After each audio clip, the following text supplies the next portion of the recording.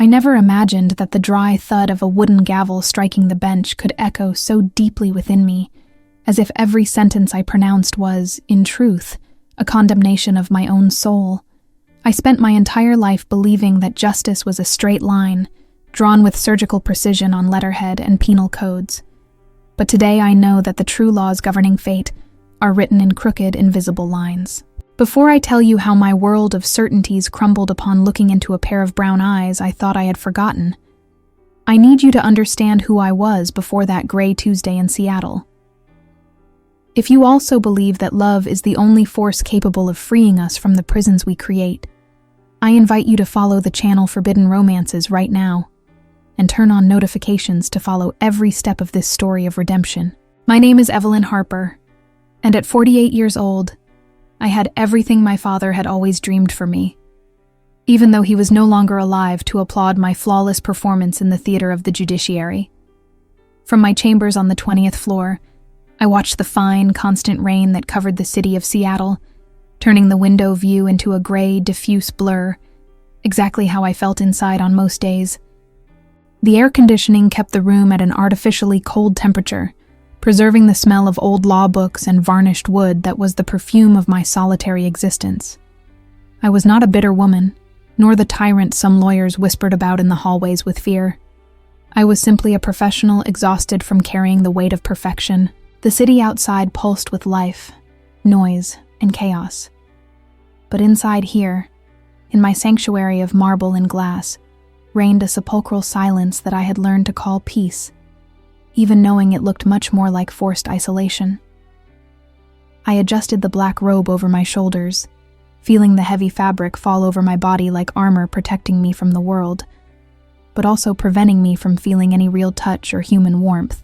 I looked at my reflection in the window glass and saw an elegant woman, with brown hair aligned at shoulder height and a rigid posture, an image I had sustained with military discipline since my adolescence.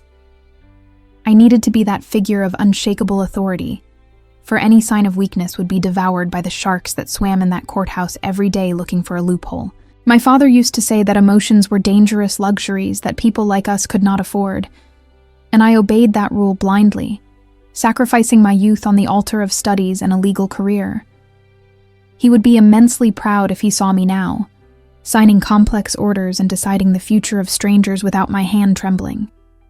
But he never knew the high cost I paid every night when I arrived home. His voice still echoed in my head in moments of doubt, reminding me that success required sacrifices and that loneliness was the price to pay for excellence. I built this ivory tower brick by brick, following the blueprint he drew for my life, but I forgot to put in an exit door in case I wanted to escape one day. My routine was a Swiss watch that never ran late, strictly composed of black coffee without sugar, endless piles of lawsuits, and the silent company of the designer furniture that decorated my apartment in Bellevue.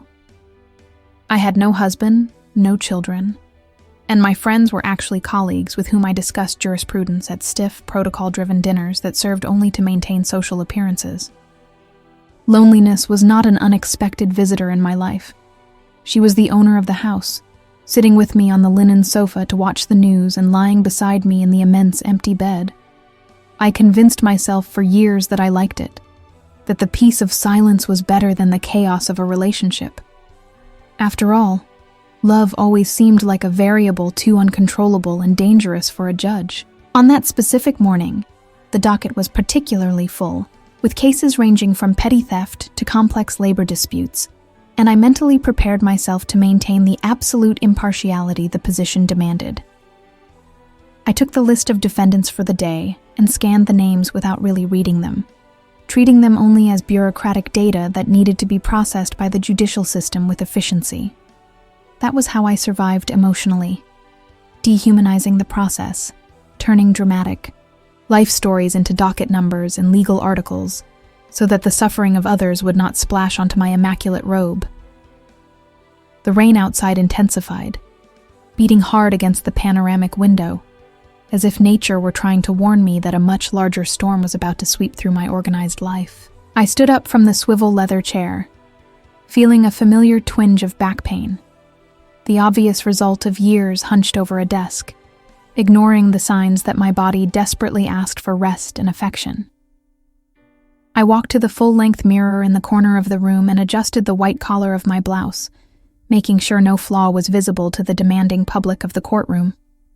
I needed to be the personification of the law, blind, deaf to cheap emotional appeals, and mute to any language that was not strictly legal.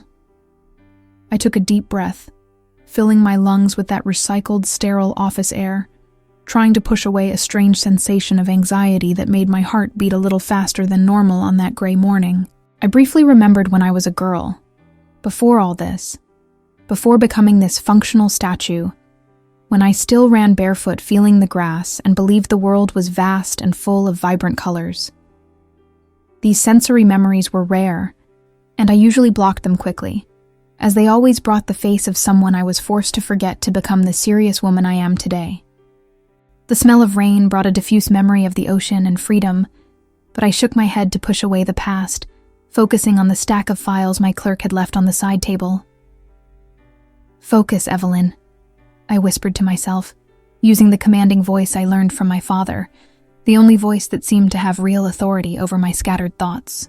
I took the glass of water and drank a long sip, feeling the cold liquid go down my throat and bring me back to the concrete, cold reality of the King County Superior Court. The day promised to be long and exhausting, with lawyers making inflamed speeches and prosecutors seeking exemplary convictions at any cost, a theater I had known by heart for more than 2 decades. I did not know, however, that fate had already set the stage for the most difficult test of my career, a test for which no law book had prepared me. The justice of men was about to collide violently with the justice of the heart, and I, the untouchable judge, would be the first to be judged by my own choices. My clerk knocked softly on the door, announcing with a respectful voice that the session time was near and that everyone was already positioned in the courtroom, awaiting my magisterial entrance. I nodded briefly, took my ceremonial gavel and the main file of the first case, feeling the weight of responsibility, but also a strange intuition that this day would not end like all the others. I walked down the private hallway, hearing only the sound of my high heels echoing on the polished granite floor, a solitary, rhythmic sound that marked the beat of my empty life. Each step brought me closer to the door that separated my safe haven from the public arena, where dozens of eyes would be fixed on me, waiting for my final word on lives I did not know. I stopped before the double solid wood doors, placed my hand on the cold metal handle, and hesitated for a split second, feeling a shiver run down my spine for no apparent reason. It was as if, on the other side of that door, the universe had changed gravity, or as if the air were charged with static electricity that made the hairs on my arms stand up under the robe. I could not retreat, of course, for the court does not wait, the law does not pause, and Judge Evelyn Harper never shows fear of facing the tribunal, no matter how heavy the case. I opened the door and entered the courtroom, keeping my chin up and my gaze steady, unaware that I was walking directly toward a reunion that would bring all my defenses crashing down and bring the past back like an avalanche. When I walked through the double doors and entered the main courtroom, the murmur of conversations ceased immediately, replaced by the shuffling sound of dozens of people standing in a sign of respect. Not for me, but for the robe I wore.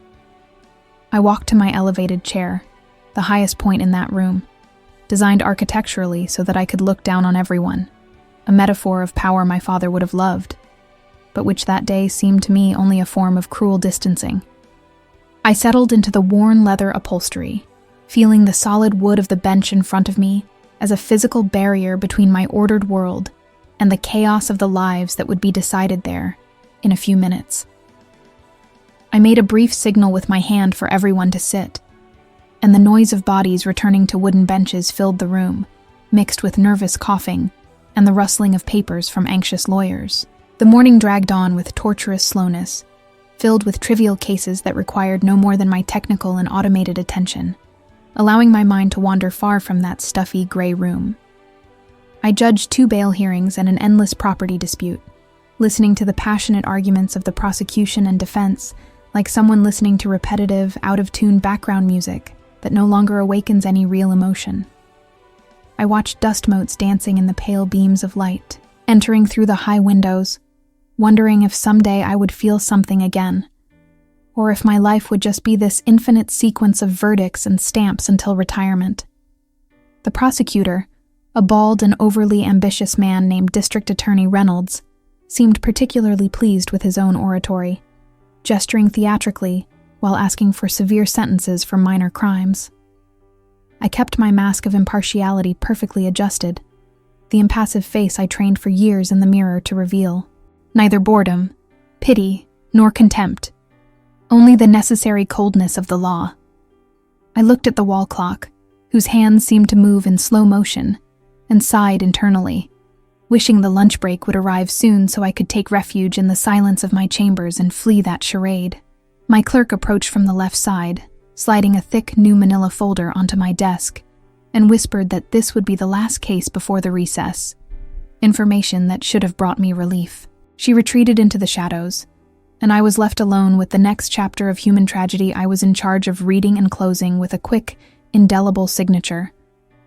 I opened the folder with mechanical movements, my eyes running over the initial lines of the police report to identify the classification of the crime in the background, seeking the technical elements to ground my decision even before hearing the parties. It was a case of grand larceny and embezzlement in a luxury residence, the type of common accusation that usually involved domestic workers and employers who treated justice as an extension of their personal whims. I was already formulating the standard questions in my head when my eyes went down to the field where the defendant's name was printed in capital, bold letters. And it was at that moment that the air fled my lungs. The name was there, black on white, screaming at me through the paper. Sarah Jenkins, 48 years old, single, profession, housekeeper. I felt a metallic taste in my mouth, as if I had bitten my tongue hard, and my hands, which seconds before held the pen firmly, began to shake uncontrollably on the table. That name was not just a set of letters. It was a master key that opened the gates of a dam I had kept closed for more than 3 decades, releasing a torrent of memories I was not allowed to relive there. I tried to convince myself it was just a coincidence. After all, how many women with that name existed in the city of Seattle, living lives completely unrelated to my buried history? I needed to maintain composure. I needed to breathe.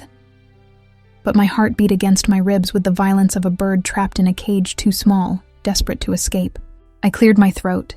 A dry, harsh sound that echoed in the microphone turned on in front of me, attracting the attention of the prosecutor and the public defender, who stopped organizing their papers and looked at me with curiosity. I needed to read the name aloud to start the proceedings, a simple ritual I had already done thousands of times, but the syllables seemed stuck in my trachea, refusing to come out. Case number, I began, my voice coming out strangely fragile, unrecognizable to my own ears. Defendant? I hesitated for a second that seemed to last an eternity, the silence of the courtroom weighing on my shoulders like molten lead. Sarah, I finally pronounced, and the sound of that name filled the space, vibrating in the air and making my skin crawl entirely under the heavy robe. I raised my eyes slowly, afraid of what I would find on the other side of the room, in the defendant's bench. That place destined for those society has already condemned even before the final judgment. The space between my judge's chair and the defendant's bench had never seemed so short, and at the same time so insurmountable, like an abyss separating 2 opposite worlds that should never touch. And then I saw her, and time, which was already slow, stopped completely, freezing the dust in the air and silencing the sound of rain outside, leaving only the deafening sound of my own racing pulse. It was not a coincidence. It was not a mistake of fate. It was her, the woman who haunted my dreams and nightmares for 33 years, materialized in front of me like a ghost of flesh and bone. She was different from the girl who ran with me on the beach, of course. Time had left its marks, but the essence of that beauty that once stole my breath was still there, intact and defiant. Her hair, which in youth was dark and wild, was now lighter and tied in a simple but well-kept ponytail, framing a face that carried a dignity no criminal accusation could erase. She wore the orange jumpsuit of the prison system, a vibrant and aggressive color that contrasted violently with the gray and brown palette of that solemn courtroom, marking her as a pariah, a stranger in my world of laws and order. But what broke me inside was not seeing the prison clothes, nor the handcuffs binding her wrists over the wood of the railing. It was the moment she raised her face. Our gazes crossed with the force of a head-on collision, and I saw the exact moment recognition hit Sarah, transforming the expression of tired resignation into absolute, paralyzing shock. Her eyes widened, and her mouth parted slightly, as if she wanted to shout my name, but her voice had been stolen by the cruelty of that irony of fate. She looked directly into the camera of my soul, ignoring the judge, the prosecutor, and the guards, focusing only on the woman sitting in the highest chair, dressed in black and power. I saw hurt in those eyes. I saw surprise. I saw the reflection of my own panic. And I saw a silent question hovering in the air between the two of us. How did we end up here, on opposite sides of this trench? The prosecutor cleared his throat, impatient with my prolonged pause, and the sound brought me back to reality with a painful jolt, reminding me of where I was and the role I needed to play in that absurd theater. I was the judge, the ultimate authority, the incarnation of blind justice, and she was the defendant, accused of a crime that could send her behind bars for years, and the fate of the woman I loved was, literally, in my trembling hands. I tried to speak, tried to follow the script, asking if she confirmed her personal data, but my voice failed again, suffocated by a wave of emotion I had not felt since the day my father forced me into that car and drove away without looking back. My hands were sweating cold, staining the paper of the file, and I realized with terror that I could not do it. I could not judge her as if she were just another number. The silence in the courtroom became uncomfortable, heavy, with lawyers exchanging confused glances, and my clerk leaning forward, concerned about my sudden paleness and lack of usual command. I needed to get out of there, needed air, needed to flee that gaze that stripped me of all my authority and made me feel again like the vulnerable, love-struck teenager of decades ago. "Your Honor," the prosecutor called, with a questioning tone bordering on insolence, demanding the machine of justice return to work and crush whoever stood in the way. I squeezed the wooden gavel so hard my knuckles turned white, using the physical pain to try to maintain lucidity amidst the emotional whirlwind threatening to knock me off that chair. "Session suspended," I announced abruptly, my voice coming out louder and more authoritative than I expected, cutting the air like a sharp blade and surprising everyone in the room. 30-minute recess for health reasons, I completed, inventing the first excuse that came to mind, as I stood up hurriedly, gathering the folder with her name as if it were a treasure or a ticking time bomb. I did not wait for the reaction of the courtroom, did not look at the indignant prosecutor. I just turned my back and walked toward the side door of my chambers, feeling Sarah's gaze burning my back with every step. I had broken protocol, broken the routine, and very likely started to break my own career. But at that moment, the only law that mattered was the desperate need to understand how the love of my life had become my prisoner. I closed the door to my chambers and leaned my back against the cold wood, sliding slowly to the floor while trying to control the breath failing in my lungs. The smell of wax and air conditioning of that courthouse vanished instantly, replaced by a ghost breeze loaded with sea spray and sunscreen that invaded my nostrils with the force of a hurricane. I closed my eyes, and suddenly, I was no longer 48 years old and did not carry the weight of the law on my shoulders. I was just 15 and wearing frayed denim shorts and a white t-shirt stained with grape popsicle. My mind traveled 33 years back, to that stifling summer on the coast, the last summer I was truly the owner of my own destiny, before becoming a prisoner of others' expectations. I remember how the sun beat mercilessly on the porch of my parents' beach house, an imposing white construction that seemed out of place amidst the native vegetation, exactly as our family felt in relation to the locals. While my father spent afternoons locked in the office reviewing contracts and my mother busied herself keeping perfect domestic order even on vacation, I lived a secret, electric life out the door. That year of 1993 had a different taste. A flavor of rebellion I experienced for the first time by jumping the low back wall while everyone took their afternoon nap. The hot asphalt burned the soles of my bare feet. But the pain was irrelevant compared to the intoxicating sensation of freedom running through my youthful veins. It was on one of these afternoon escapes that I saw her for the first time. Not as the defendant in the orange uniform I saw today, but as the wild girl selling handmade crafts on the boardwalk. Sarah had skin golden from living under the sun, and dark curly hair that danced with the wind, an image that seemed to capture all the vibrant energy missing in my pale, regulated life. She was sitting on the seawall, laughing loud with a group of fishermen, and that hoarse, genuine sound attracted me like a siren's song attracts a sailor lost in calm waters. I approached timidly, holding my sandals in my hands, feeling like an intruder in that world of vivid colors and loose laughter. But she looked at me and, instead of pushing me away, flashed a smile that dismantled all my defenses.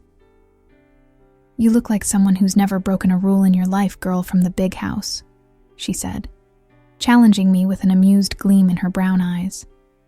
I should have been offended, should have turned my back and returned to the safety of my books and air conditioning, but instead, I felt an uncontrollable urge to prove her wrong. I sat next to her on the warm wall, feeling the heat of her arm radiate to mine, and replied with some stuttering nonsense that made her laugh even more, sealing there a silent pact of complicity. That afternoon, I didn't buy any shell bracelets, but I handed her, unknowingly, the master key to all the doors I kept locked inside me. The following days turned into a blur of clandestine happiness, where every minute away from my parents' surveillance was a small victory against the system trying to mold me.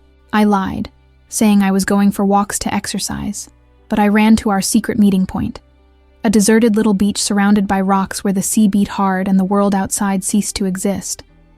Sarah taught me to see beauty in the simple things my elitist education taught me to ignore. The design of clouds before a storm, the sweet taste of wild berries stolen from the bush, and the feeling of wet sand sticking to skin. With her, I didn't need to be the straight-A student or the perfect daughter. I could just be Evelyn, a girl full of doubts and dreams that hadn't yet been crushed. I vividly remember the texture of her hands, rough from manual labor but capable of a delicacy I had never felt before, when she brushed the hair from my face to see my eyes better. "Your eyes are sad, Evelyn," she told me once, while the sun set, dyeing the sky purple and orange. "It looks like you were born missing something you've never lived." That phrase went through me like a spear because it was the purest truth. I missed the life she had, the freedom of not having a pre-programmed future, of simply being able to be. At that moment, lying on the cold sand of the late afternoon, I understood that I didn't just want her friendship.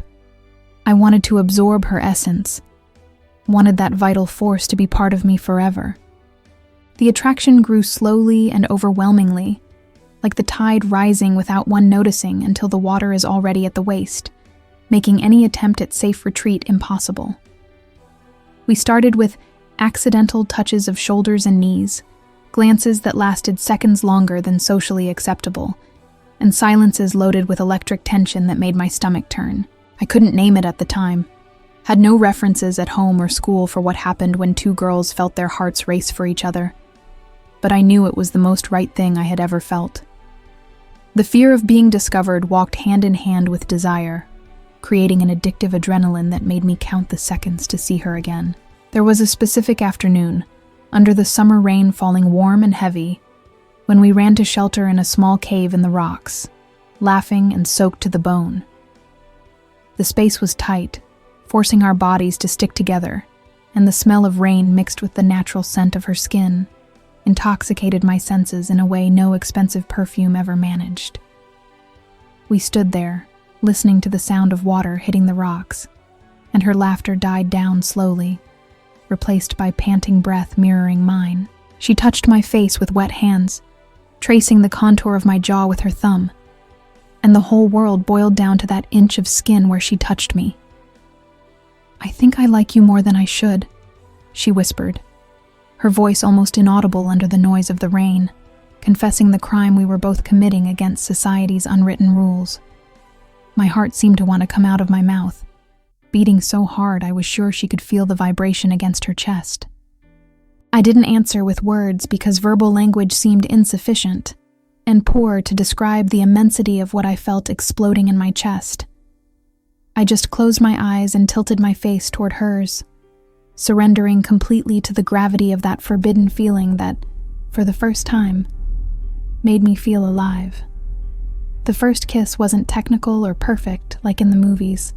It was urgent, salty, clumsy, and absolutely transformative, as if lightning had struck exactly on the two of us. Lips cold from the rain met lips warm with desire, and in that instant, all the laws of physics and morals my father cherished so much stopped making sense.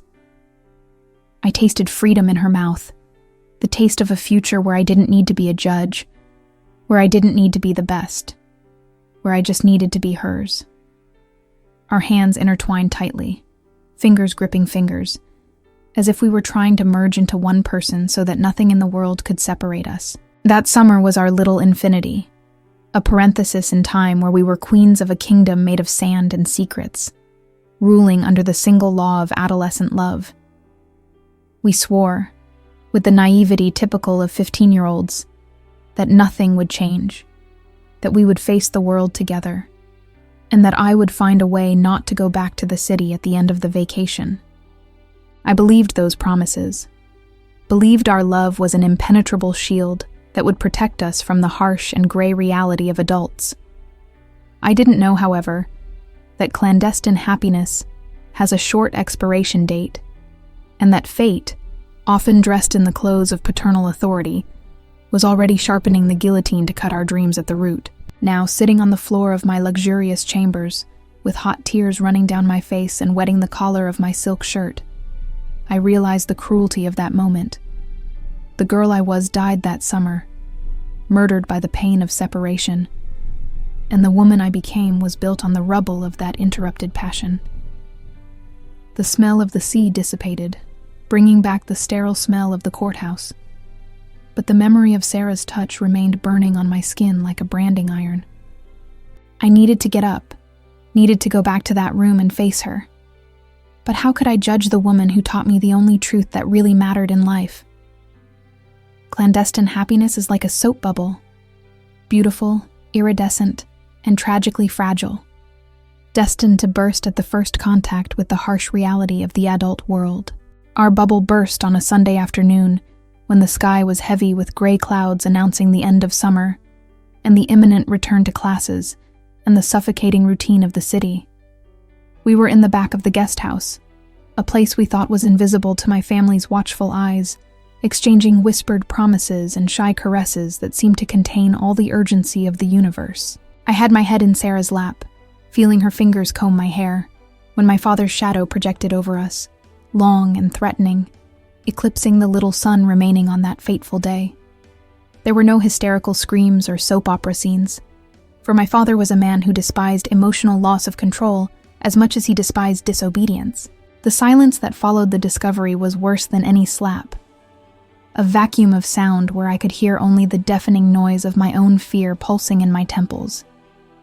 He stood there, hands in the pockets of his impeccable linen trousers, looking at us not as a father looks at a daughter, but as a judge looks at a gross procedural error that needs to be corrected immediately. I jumped up, trembling and clumsy, trying to protect Sarah with my thin adolescent body, a useless and pathetic attempt to face the supreme authority of that house. "Go inside, Evelyn," he said, with a low, controlled voice that cut the air like a scalpel, without even directing his gaze to the girl beside me, as if she were unworthy even of his anger. Sarah stood up, wiping the sand from her simple clothes with dignity, and held his gaze for a second, an act of bravery I would never forget, and which sealed her fate in his prejudiced eyes. "You don't understand."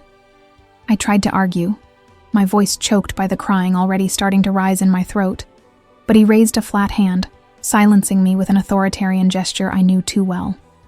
That gesture meant the verdict had already been given, and there was no appeal in that domestic court. He turned to Sarah finally, with an icy contempt that made my stomach turn, and uttered the words that hurt more than any physical aggression could. "You will leave through the back gate right now and never cross my daughter's path again," he sentenced, treating her like a pest that needed to be exterminated from our family's perfect garden. "People like you don't mix with people like us, and if you value your own life, you'll understand your place." Sarah didn't lower her head, but I saw her eyes water, wounded not by the threat, but by the humiliation of being reduced to a kind of people in front of the person she loved.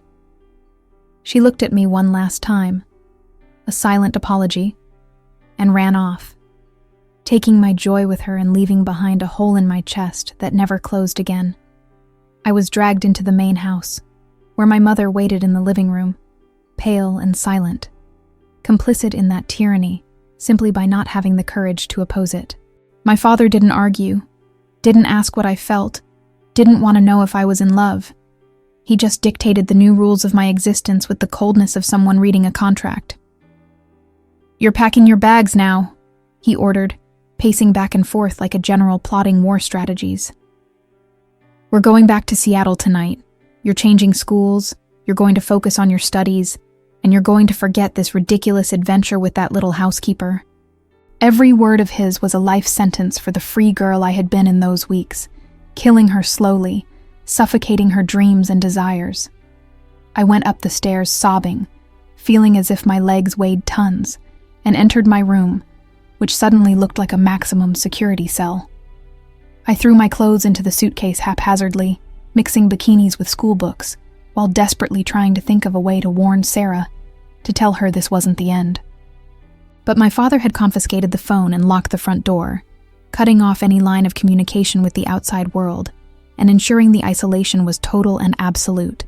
The trip back to the city was a funeral in motion, with the car gliding over the dark asphalt while the rain began to fall, washing away the traces of summer and our footprints in the sand. I sat in the back seat, looking out the fogged window, seeing the coastal landscape fall behind and be replaced by the gray, oppressive buildings of the big city.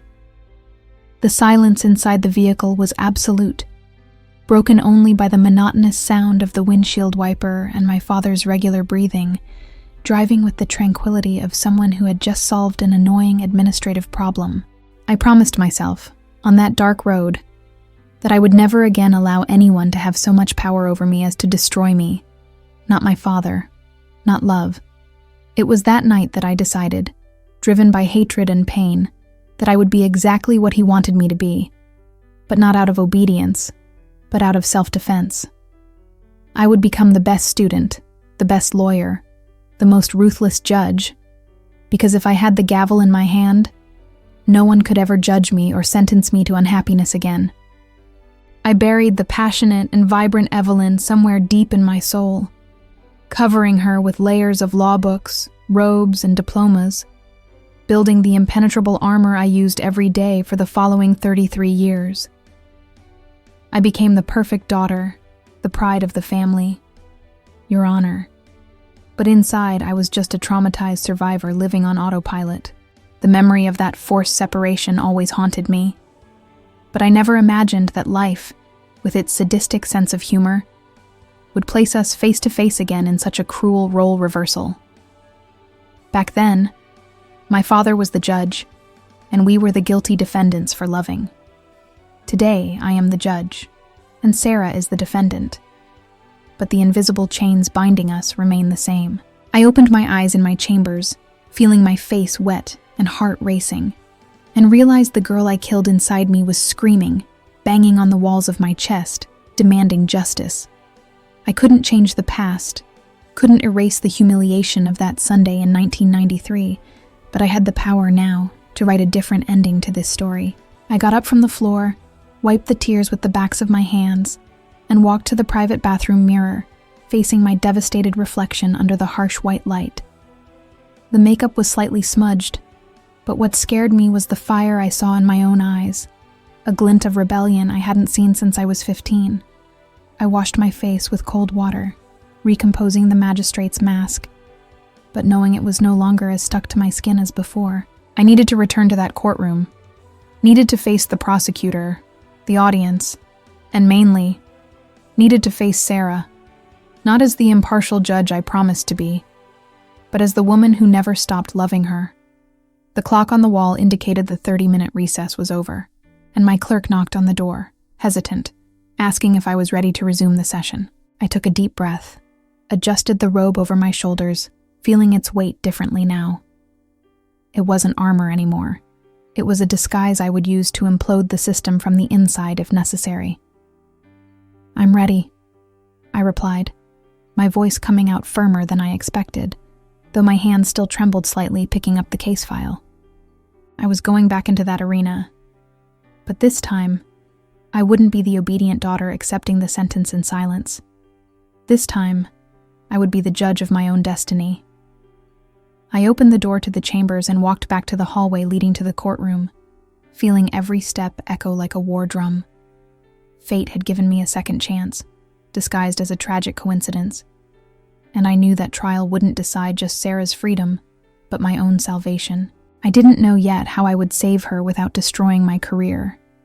Didn't know what the evidence would say, but a certainty burned in my chest as I placed my hand on the courtroom door handle. I wouldn't let anyone separate her from me again. The air inside the courtroom seemed to have solidified during my absence, becoming a dense, unbreathable mass pressing on everyone's chest. When I returned to my elevated chair, trying to sustain the unwavering posture of an experienced magistrate, I noticed the audience's silence wasn't just respect, but morbid curiosity, as if they could smell the electric tension radiating from my skin. The prosecutor drummed his fingers on the varnished wood table, impatient with the interruption of his punitive spectacle, while the public defender flipped through papers with a bureaucratic disinterest that nauseated me. I sat down slowly, arranging the folds of my black robe like someone arranging stage curtains before the tragedy begins, and took a deep breath, seeking in my guts the coldness I needed to continue. Down below, isolated in the defendant's pen like an animal on display, Sarah remained motionless, handcuffed hands resting on her lap, covered by the rough fabric of the orange uniform. She didn't look at me immediately when I entered. She kept her head down, staring at the worn wooden floor, in a posture of submission that made my heart physically ache. For that wasn't the proud woman who challenged me with her gaze on the beach. Seeing the woman I loved, the one who once ran free with me under the summer rain, now chained and marked by the prison system stigma, was like taking a punch to the stomach that knocked the wind out of me again. I wanted to climb down from that dais, wanted to rip off those handcuffs and ask for forgiveness for being a coward 33 years ago, but I was tied to my role, bound by the invisible ropes of legal liturgy. "May we proceed, Your Honor?" The prosecutor's nasal voice cut through my daydream, bringing me back to the cruelty of the present moment, where I wasn't Evelyn, but the Honorable, holding the power to destroy or save lives with a signature. I cleared my throat, ignoring the slight tremor persisting in my hands, and gave an affirmative sign, authorizing the restart of that ritual of human degradation dressed up as justice. "Bring the defendant for questioning," I ordered, and my voice sounded strangely metallic on the speakers, echoing through the vast, cold room, hitting walls paneled in dark wood that had absorbed the sighs of the condemned for decades. Sarah stood up slowly at the guard's command, and it was at that instant, under the merciless light of the courtroom reflectors, that she finally lifted her face and stared at me for real, without the protection of distance or initial shock. I saw the exact moment the penny dropped, saw the color drain from her face, leaving her pale under the artificial light, while her brown eyes widened in disbelief. It wasn't just fear I saw there, it was shame. A deep, painful shame of being seen by me in that degrading situation, as if the prison uniform burned her skin before my silk robe. She opened her mouth slightly, perhaps to whisper my name, but closed it right after, swallowing the words along with wounded pride, and held my gaze with a sad dignity that dismantled me inside. "You are accused of grand larceny and breach of trust." I began reading the charge, forcing every word out of my mouth, feeling as if I were spitting crushed glass. The record states that the defendant, taking advantage of her position as housekeeper at the Sterling family residence, Stole a pearl and sapphire necklace valued at $80,000. Reading that accusation aloud seemed surreal. A bad joke from the universe. Because I knew Sarah's character. I knew the girl who shared the little she had with others would never touch anything that wasn't hers. I looked at her over my reading glasses, seeking some sign of denial, some gesture of revolt. But she remained static, like a statue of resignation carved by the hardness of life. "What is your full name?" I asked, following the ridiculous protocol demanding she identify herself, even though her name was tattooed on my effective memory since 1993. The silence that followed was dense, loaded with everything that couldn't be said in that formal environment, until she answered. Sarah Jenkins. Her voice sounded hoarse, tired, marked by time and cheap cigarettes. So different from the crystalline, laughter-filled voice I kept in my teenage memories. Hearing that broken voice was definitive proof that time does not forgive, that life had been hard on her while I was protected in my bubble of privilege and air conditioning. "You are 48 years old, single, and work as a housekeeper, correct?"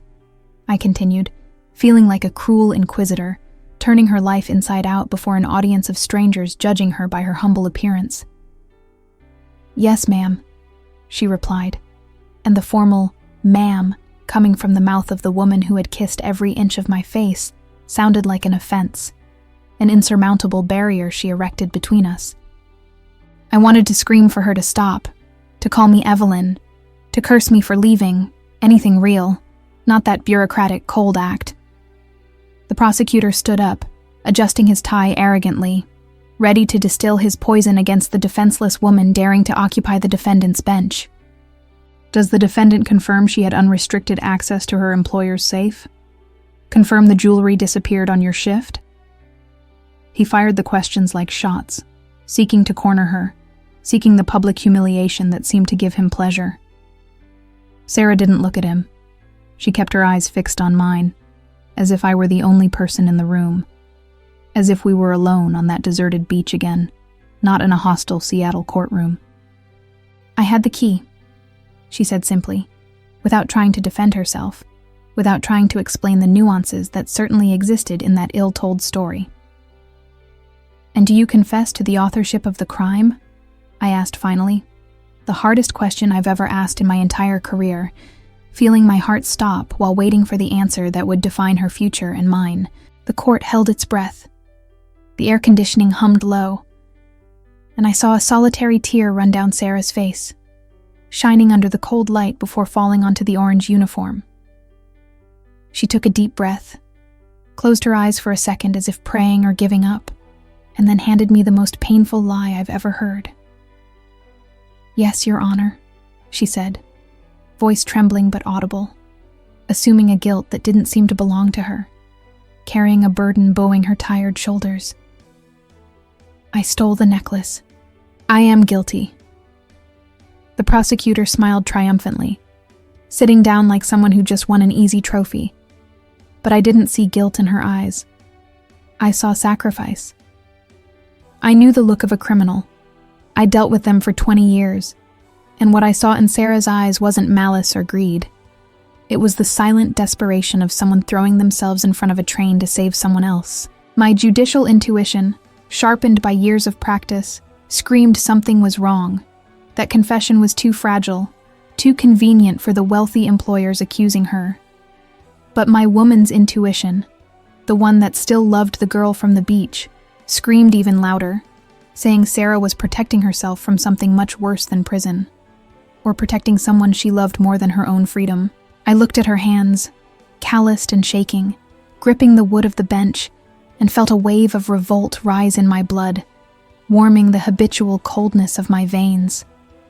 I couldn't accept that confession, couldn't bang the gavel and seal her fate based on a noble lie.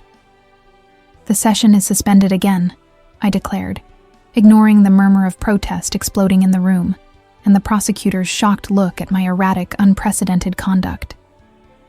"The defendant will be taken to the court holding cells. I need to verify a procedural detail before passing sentence." I knew I was walking on a razor's edge, knew I was risking my career and reputation by intervening that way. But legal logic had lost meaning before the emotional truth pulsating between us. I stood up abruptly, feeling the dizziness of adrenaline, and looked at Sarah one last time before leaving, sending her a silent message with my eyes. I won't let you fall. I needed to see her without handcuffs, without the audience, without the prosecutor. I needed to look deep into those brown eyes and discover the truth, even if meant stepping down from my pedestal and breaking every rule I swore to defend. I walked toward the private exit, decided to make the visit that would change everything, decided to cross the line separating judge from accomplice. Descending from the 20th floor to the courthouse basement was like descending from heaven directly into hell, a physical and sensory transition that turned my stomach much more than the speed of the private elevator. As the floor numbers decreased on the luminous panel, the silent, perfumed air conditioning of my chambers gave way to heavy, noisy ventilation, loaded with the unmistakable smell of disinfectant, dampness, and human desperation. When the steel doors opened in the holding area, I was met by a burly guard who widened his eyes seeing Her Honor there, in the territory of shadows, where the law usually arrives only in the form of letterhead and cold sentences. He stammered, asking if I needed an escort or if there was a mistake, but I dismissed any protocol with a dry hand gesture, demanding he take me immediately to the isolation cell where Sarah waited. I walked down the narrow concrete hallway, hearing the sound of my fine heels echo aggressively in that hostile environment, a sonic reminder of the abysmal distance now existing between us. The surrounding cells were full of voices, wails, and curious stares following me through the bars. But I kept my focus fixed on the iron door at the end of the hall, feeling my heart beat in my throat, as if I were the defendant and not the magistrate. I was breaking dozens of administrative rules being there without lawyers present, risking an inquiry that could stain my immaculate career, but the visceral need to look in her eyes without the courtroom audience was greater than any rational fear. The guard stopped before cell 3, unlocked the heavy door with a noisy bunch of keys, and stepped away reluctantly, leaving me alone with the ghost of my past. She was sitting on the concrete bed, elbows on knees and face hidden in her hands. An image of defeat, contrasting violently with the pride she always had, even being poor. When the door closed behind me, isolating the hallway sound, she lifted her head slowly, and the look she cast me was so cutting, I almost recoiled physically. There was no gratitude for the visit, no tenderness. There was only bitter cynicism and an armed defense, as if she expected me to deliver the final blow. Her orange uniform seemed even more vibrant and humiliating in that gray cubicle, while my black robe seemed a ridiculous costume of power serving no purpose before the real pain she emanated. "Did you come to see the animal in the zoo, Your Honor?" she asked, and her voice dripped with irony, using the formal title as a weapon to hurt me, to mark territory and make clear we weren't equals. "Or did you come to check if your sentence already started working before even banging the gavel?" she continued, standing up and walking to the bars separating us, staying inches from my face. I smelled her, a mix of cheap soap and cold sweat. But underneath that still existed the smell of Sarah, that smell of skin and sea my olfactory memory kept for 33 years as a precious secret. "I came because I know you lied upstairs, Sarah," I replied, my voice coming out lower and shakier than I'd like, stripping myself of judge's authority and speaking as the woman who knew her better than anyone. "I know you. I know you would never steal anything from anyone, much less from an employer. Why did you confess to a crime you didn't commit?" I insisted, holding the cold bars of the cell with bare hands, ignoring the dirt and rust, desperate to pull the truth from her. She let out a dry, humorless laugh, shaking her head as if disappointed with my naivety, as if I were a rich child who doesn't understand how the real world works. "You think you know me?" she retorted, narrowing brown eyes that now seemed darker and more opaque. "You knew a 15-year-old girl in some random summer, Evelyn. That girl died the day your father kicked her out like a mangy dog. The woman standing in front of you is a stranger to you." Her words hurt because they were true. I didn't know who she had become. Didn't know how many beatings life had given her while I studied in elite colleges and traveled to conferences in Europe.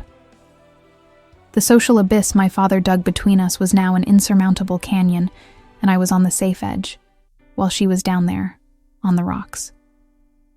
"I never forgot you," I confessed, letting the sentence out in a whisper, an admission of weakness I would never make in any other circumstance. "I thought of you every day. I didn't want to leave, Sarah. I was forced." I tried to justify myself, but she cut me off with an impatient gesture, refusing to accept my late apologies. To her, my 30-year silence was unforgivable, and the fact I appeared now, dressed in power and judgment, was the supreme irony. "Don't come with that teenage love story now, Evelyn. Look at you." She pointed to my clothes, to the discreet pearls in my ears, to my erect posture. "You are just like him now. You are the law. You are the system crushing people like me. Don't try to ease your guilty conscience pretending to care about me. If you want to help, go back to your air-conditioned room, bang the gavel, and send me to prison already. At least there I don't have to look at the face of the woman who abandoned me." The hurt in her voice was palpable, dense, accumulated by years of rejection and loneliness, and I realized winning back her trust would be much harder than winning any lawsuit. "I am not like him," I shot back, feeling a hot tear run down my face, staining the impeccable makeup that was my daily mask. "And I won't condemn you for a crime you didn't do, even if it costs me my robe. I saw your eyes when you confessed. You are protecting someone, Sarah." "Who is it?" I asked, bringing my face closer to the bars, trying to find a breach in her armor. She stepped back, surprised by my insistence, and for a brief second, I saw the tough mask waver, revealing the tired, frightened woman existing underneath. Silence settled between us, heavy and charged with static electricity, broken only by the dripping of a distant faucet and the racing beats of my own heart. She looked at my hands holding the bars, pianist hands that never did heavy lifting, and then looked at hers, calloused and rough, and sighed deeply, as if exhausted from fighting alone against the whole world. "Why don't you leave me alone?" she asked, voice coming out now in a lower tone, almost a plea, losing the initial aggression. "You already have your perfect life, Evelyn. Let me pay for what I did and end this." "Because my life isn't perfect," I replied with brutal sincerity, staring her in the eyes. "My life is a well-decorated lie, Sarah. The only true thing I lived was that summer with you, and I won't let you rot in jail for some misdirected nobility." I saw doubt cross her look, a small flame of hope she tried to extinguish quickly, afraid of getting burned again. She bit her lower lip, a gesture she did at 15 when nervous, and that tiny detail gave me certainty she was still there, somewhere. Before she could kick me out again, I heard heavy steps in the hallway. The guard was coming back, or maybe the prosecutor had discovered my escape and sent someone to get me. "I will find the truth," I promised her, letting go of the bars reluctantly, but maintaining eye contact until the last second. "And I will get you out of here, Sarah. That is not a sentence. It is a promise." She didn't answer, but didn't look away either. And as I turned to face reality outside, I felt the first stone of the wall between us had been removed, revealing the start of a dangerous path of no return. I already had my hand on the cold handle of the iron door, ready to leave and start my solitary war, when I heard her voice call me back. Not with anger this time, but with a tone of stifled urgency. "Wait," she said, and the sound of that simple word was enough to make me spin on my heels and return to the bars as if an invisible magnet pulled me. Sarah stood there, hands gripping the bars, knuckles white from the force she exerted, and her eyes were watery, overflowing an anguish she could no longer contain behind the mask of skepticism. She looked sideways, checking if we were truly alone in that gloomy corridor, then rested her forehead on the cold metal, closing her eyes as if gathering courage to jump off a cliff. "You want the truth, Evelyn?" she whispered, and I got as close as I could, feeling her breath mix with mine, completely ignoring the sour smell of prison surrounding us. I didn't steal that necklace. I worked in that house for 5 years, cleaning the floor they walked on, washing that woman's silk underwear, and never took a single dime that fell from their pockets. The indignation in her voice was genuine, vibrant, the voice of an honest woman whose integrity was shattered by those with more money and less character. I nodded affirmatively, encouraging her to continue, feeling my heart squeeze, realizing how much she had been humiliated to survive. "Then why confess?" I asked, judicial doubt fighting my compassion, needing to understand the logic behind that social suicide. Sarah opened her eyes and stared at me with a maternal intensity that I, who was never a mother, could barely comprehend in its entirety. "Because that day, my son was with me," she revealed, and the mention of a son, a piece of her I didn't know, was like an electric shock running down my spine. "Leo is 18, Evelyn. He went to help me because my back hurt, and the madame demanded the silverware be polished for the gala dinner. He just wanted to help me finish the job earlier." She swallowed hard, reliving the trauma, and I could see the scene unfold in her eyes. The helpful boy, the tired mother, the opulence of someone else's home. The boss, Mrs. Vanessa Sterling, noticed the sapphire necklace missing before we even left. She didn't look for it, didn't ask. She simply pointed the finger at the only poor black boy inside that mansion. Sarah's voice trembled, loaded with ancient pain, the pain of knowing that, for the world, the presumption of innocence is a luxury not applying to hers. She called the police right away, and when the officers arrived, they didn't want to investigate. They wanted a culprit fast to please the lady of the house. I felt a bitter taste of bile in my mouth hearing that, recognizing the pattern of behavior I saw every day in police reports, but always treated with the technical distance of someone analyzing papers, not lives. "Did they pressure Leo?" I asked, feeling anger start to boil in my blood, a hot, dangerous anger against the system I represented. Sarah nodded, and a thick tear ran down her face, falling onto the orange uniform. "They said they were going to take him, that they were going to plant drugs in his backpack if the necklace didn't appear. Said he was going to rot in jail and leave in a coffin. I couldn't let them take my boy, Evelyn," she said, voice choked with crying, looking at me as if begging me to understand the dimension of her sacrifice. "Leo is a good boy, finishing high school, wants to go to college. If he entered the system, his life was over.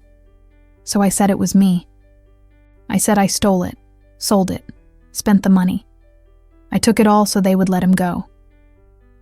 Her confession fell on me with the weight of an anvil, crushing any doubt I might still have. She wasn't a criminal. She was a lioness mother throwing herself in front of bullets of prejudice to save her cub. I looked at her hands again, those hands that worked hard all life and were now handcuffed for a crime of love, and felt deep shame of my robe, my gavel, all the theatrical apparatus serving to oppress people like her. "And the necklace?"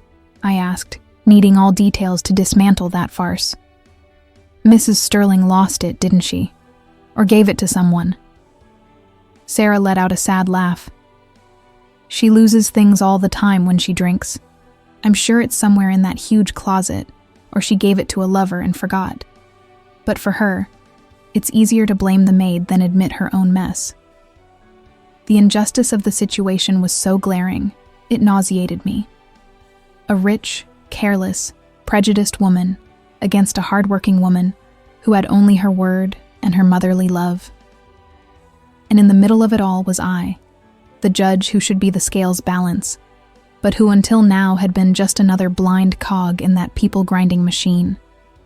"Where is Leo now?" I asked, worried about the boy who must be desperate outside. "He's at my neighbor's house waiting," she replied, and the fear in her eyes changed focus. "Evelyn, please, if you have any real power, don't let them go after him. Promise me the process stops with me." I reached my hand through the bars, ignoring the metal's dirt, and touched her fingers timidly. Her skin was cold, but on contact with mine, I felt an electric current bring me back to life, a connection 33 years couldn't erase. No one is going to touch your son, Sarah, and no one is going to touch you, I promised. And this time my voice sounded with the hardness of steel, not the fragility from before. I will turn that mansion upside down if needed. I will find proof you are innocent, even if I have to do it with my own hands. She looked at our joined hands, the contrast of my pale, well-treated skin against her bronzed, calloused skin, and for a moment, the cynicism disappeared from her face, giving way to something looking like gratitude, or maybe a memory of the love we were. "You were always stubborn," she murmured, a slight smile appearing at the corner of her lips, the first real smile she gave me since that distant summer. "But be careful, Evelyn. These people are powerful. They don't like losing. They've never faced a judge in love," I thought to myself, but kept the words, preferring to turn them into action. I let go of her hand slowly, feeling the loss of physical contact like acute pain, and stepped away from the bars, feeling transformed. I entered that cell as a confused magistrate and was leaving as a woman with a sacred mission. The law of men said she was guilty because she was poor. My law said she was innocent because she was worthy. I walked back down the hallway, and the noise of my heels now sounded different. It wasn't the sound of loneliness anymore. It was the sound of a war march. I had a short deadline, a prosecutor hungry for conviction waiting upstairs, and a whole society ready to judge my conduct. But I had something they didn't. I knew the truth, and I was willing to burn my entire career to turn that truth into freedom. I pressed the elevator button, and while rising back to the world of the living, I began plotting the plan that would save her life, and finally, give meaning to mine. Returning to the 20th floor was like emerging from a deep, dangerous dive where water pressure had almost crushed my lungs. The elevator rose silent and fast, returning me to the aseptic world of winners, but the emotional filth of that cell seemed impregnated in my skin, under the robe, refusing to leave. When I entered my chambers, my clerk looked at me with an expression of contained panic, holding an electronic planner against her chest like a shield. She asked if I needed a doctor, if my blood pressure dropped, and I lied with the frightening ease the legal career taught me, saying it was just a passing indisposition caused by fasting. I dismissed her for lunch, locked the door with 2 turns, and finally could collapse in my leather chair, feeling the weight of the world and my own hypocrisy fall on me. Before me, on the noble wood table, rested the brown folder of Sarah's case, an inanimate object that now seemed to pulse with its own life, radiating heat and urgency. Before that visit to the basement, that was just the 11 o'clock case, a pile of letter-sized sheets with bureaucratic testimonies and official stamps I would dispatch in 30 minutes. Now, every page turned was a piece of her flesh. Every line typed by the precinct clerk was a cry for help I almost ignored. I took off my glasses, rubbed tired eyes, and started reading everything again. Not with the eyes of the judge seeking to frame fact to norm, but with the eyes of the woman desperately seeking an exit in the maze she herself helped build. The police report was a monument to laziness and class prejudice, drafted with the arrogant certainty that no one would question the word of a resident of Mercer Island against a domestic worker from South Seattle. I read the testimony of the employer, Mrs. Vanessa Sterling, and could hear her voice through the cold words on paper, a narrative full of performative indignation, where she claimed to be betrayed by the trusted employee. She stated categorically that the sapphire necklace was on the vanity when she left for a bath, and that, upon returning, the jewel had magically disappeared, leaving in the house only Sarah and a strange element, referring to her son, Leo. The way she described the boy, without even bothering to know his name, calling him only the maid's son, made my stomach turn with disgust. I analyzed the forensics report and realized what Sarah meant by, they wanted a culprit fast. There were no photos of the alleged crime scene, no fingerprint lifting on the vanity or safe, not even a detailed search of other rooms in the mansion. The police had arrived, heard the rich woman's version, and faced with the threat of taking the black boy for questioning, accepted the desperate mother's confession as a gift from the heavens. The case was closed at the station in less than 2 hours, with the brutal efficiency the system reserves to crush the poor and save bureaucrats' work. If I were yesterday's Evelyn, I would have looked at that signed confession and said, "Case closed. Defendant confessed. Base sentence." How many Sarahs have I condemned over 20 years for not having the courage to look beyond the paper? Guilt hit me like a physical punch, an acute pain in the chest having nothing to do with cardiology, but everything to do with conscience. I was complicit in that machine of grinding people. I was the final cog giving the varnish of legality to a grotesque social injustice. I looked at my bookshelf, full of law classics and treatises on human freedom, and they all seemed like bad jokes at that moment. What good was knowing the theory of justice if, in practice, I was about to send to prison the most honest woman I ever knew, just because she didn't have the right last name or bank account? I grabbed a red pen and started circling inconsistencies in the employer's testimony, seeking technical loopholes that could justify annulling the process, or, at minimum, reopening instruction. Vanessa said the necklace disappeared between 6 and 7 p.m., but in the building doorman's statement, it was recorded that Sarah and her son left at 6:15. There was a 45-minute interval where the house was left only with the owner, a crucial detail the detective forgot to investigate. Was she alone? Did she receive anyone? Or could it be, in her habitual drunkenness mentioned by Sarah, she simply put the jewel in an unusual place and forgot? Legal doubt turned into investigative obsession. I needed to know more about this Vanessa. Needed to understand who was the woman with the power to destroy my love's life with a snap of fingers.